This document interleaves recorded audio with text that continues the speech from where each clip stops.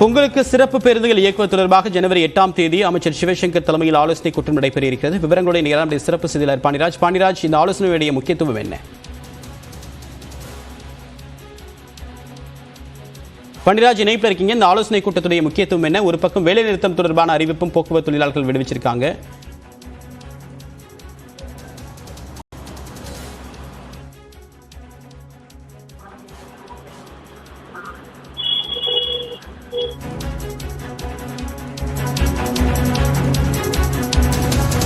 சிறப்பு பேருந்துகள் இயக்கம் தொடர்பாக வருகின்ற 8ஆம் தேதி போக்குவரத்து துறை அமைச்சர் சிவசங்கர் தலைமையில் ஆலோசனை கூட்டமானது நடைபெற இருக்கிறது.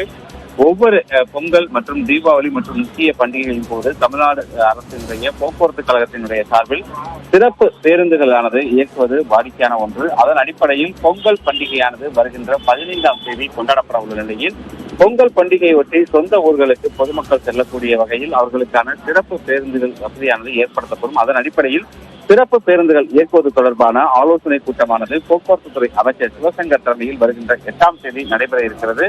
இந்த ஆண்டும் ஜனவரி 15, 16 ஆகிய இந்த இரு தினங்கள் மற்றும் தொடர்ச்சியான விடுமுறை காரணமாக இந்த பொங்கல் பண்டிகையை கொண்டாடப்பட இருக்கக்கூடிய சூழ்நிலையில் சென்னையிலிருந்து பல லட்சக்கணக்கான மக்கள் தென் மாவட்டங்களுக்கும் அதே போல பல்வேறு மாவட்டங்களுக்கும் செல்ல உள்ளனர். எனவே அந்த பொங்கல் பண்டிகைக்கு செல்லக்கூடிய பொதுமக்களுக்கு வசதியாக சிறப்பு பேருந்துகள் இயக்குவது தொடர்பான ஆலோசனை கூட்டமானது நடைபெற இருக்கிறது. இந்த ஆலோசனை கூட்டத்தில் தமிழகத்தில் இருக்கக்கூடிய போக்குவரத்து மண்டலங்கள், அதாவது 8 மண்டலங்கள் இருக்கின்றன. அந்த 8 மண்டலங்களுடைய இயக்குனர், மேலாண் இயக்குநர்கள் மற்றும் போக்குவரத்து துறை சார்ந்த முக்கிய அதிகாரிகள் இந்த ஆலோசனை கூட்டத்தில் கலந்து கொள்ள இருக்கின்றனர். அதன் அடிப்படையில் எத்தனை பேருந்துகள் சிறப்பு பேருந்துகளானது இயக்கப்பட இருக்கிறது, எத்தனை மார்க்கங்கள் மற்றும் எங்கெங்கெல்லாம் பேருந்துகள் இயக்கப்பட வேண்டும் என்பது குறித்தான முடிவுகளானது இந்த ஆலோசனை கூட்டத்தில் எடுக்கப்பட உள்ளது.